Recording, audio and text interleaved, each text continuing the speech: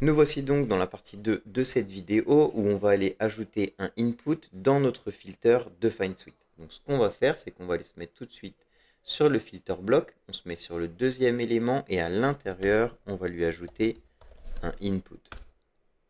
Une fois que c'est fait, on va aller dessus, on va lui mettre un petit peu de style. Donc pour ce faire, on va créer déjà une classe.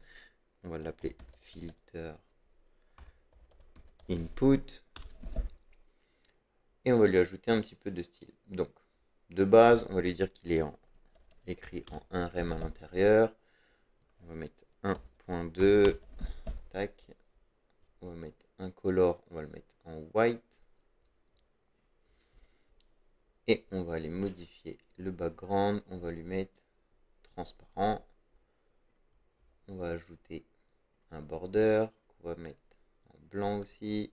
Et on va remettre un border radius en 0.25 rem. Voilà, là c'est parfait. Donc pour le placeholder, on va les modifier aussi. Donc le placeholder, on va faire, donc on est bien sûr du 1 rem 1.2. Ce qu'on va faire, c'est que on va modifier la couleur. On remet en blanc. Hop, là on est parfait.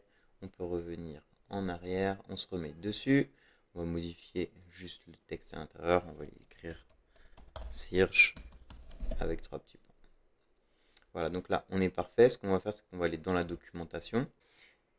Et on va aller chercher la propriété search field. On déplie, on va récupérer l'attribut, donc le voici, et ensuite en valeur, on va devoir lui mettre un identifiant.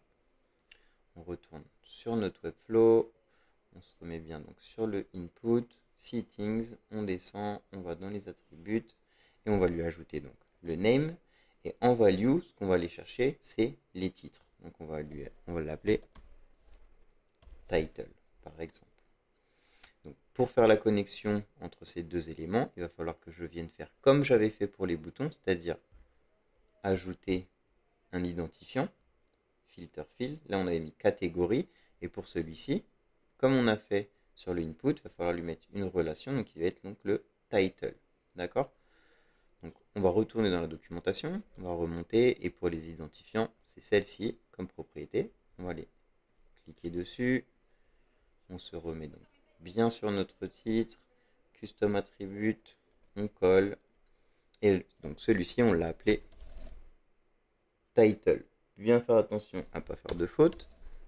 Title, on publie, on va rafraîchir, et donc on va faire un essai. Donc par exemple on va l'appeler benefit, et voilà, donc là ça fonctionne super bien, ça c'est top.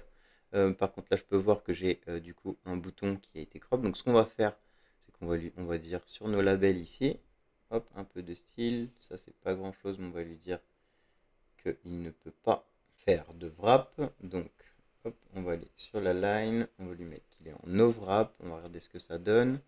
Donc ok, donc il prend l'entièreté, et je pense que c'est parce que sur mon search input j'ai un padding, j'ai une margin, donc on va la mettre à 0. On re-regarde, et voilà, là c'est parfait. On va publier, on va aller rafraîchir.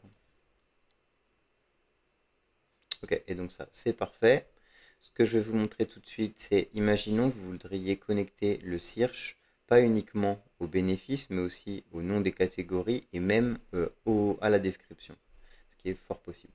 Donc ce qu'on va faire, c'est que on va lui dire à l'intérieur, on se remet sur le search, on va dans les settings, et sur l'attribut, au lieu de lui mettre un nom title, soit on met une virgule et ensuite on va mettre les autres filtres auxquels on veut qu'il se réfère. Comme ça, on rajoute une virgule et on peut les ajouter tous les uns après les autres. Ou bien, on rajoute, si on veut qu'il se connecte à absolument tous les autres identifiants, on ajoute juste la petite étoile comme ça. Et là, on va être connecté donc au name, aux catégories. On peut même aller rajouter, comme je vais faire tout de suite, on va récupérer par exemple le CMS filter field, donc qui permet de donner un identifiant. On va le mettre sur le paragraphe, custom attribute, hop, on va le mettre ici, et on va lui dire que celui-ci, on va l'appeler description, par exemple. Description. On va publier. Et on va aller voir le résultat. Hop, on va donc sur notre page, on va rafraîchir.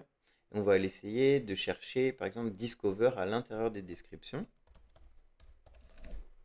Hop, donc on a bien des Discover à l'intérieur de chacune de ces descriptions. Donc ça c'est super. On va aller essayer de trouver des titles. Donc on va faire par exemple le choosing ici.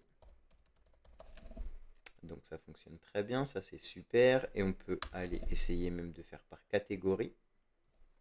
Donc, par exemple le lifestyle. Et donc ça me met bien tous les items qui ont comme catégorie lifestyle. Donc ça c'est super, ça fonctionne super bien. Ce qu'on va faire dans une partie 3 pour éviter que cette vidéo soit trop longue, je vais vous montrer comment faire un lien qui renvoie donc vers cette page-là et qui est déjà pré-setup sur une catégorie. Donc c'est-à-dire que quand on arriverait sur cette page, comment arriver sur cette page avec le filtre déjà pré-setup sur lifestyle. Donc voilà, on arrive au bout de cette vidéo, j'espère que ça vous aura plu. Si c'est le cas, vous n'hésitez pas à nous laisser un petit commentaire, un petit like, ça fait toujours plaisir. Et puis on se revoit très bientôt pour la partie 3.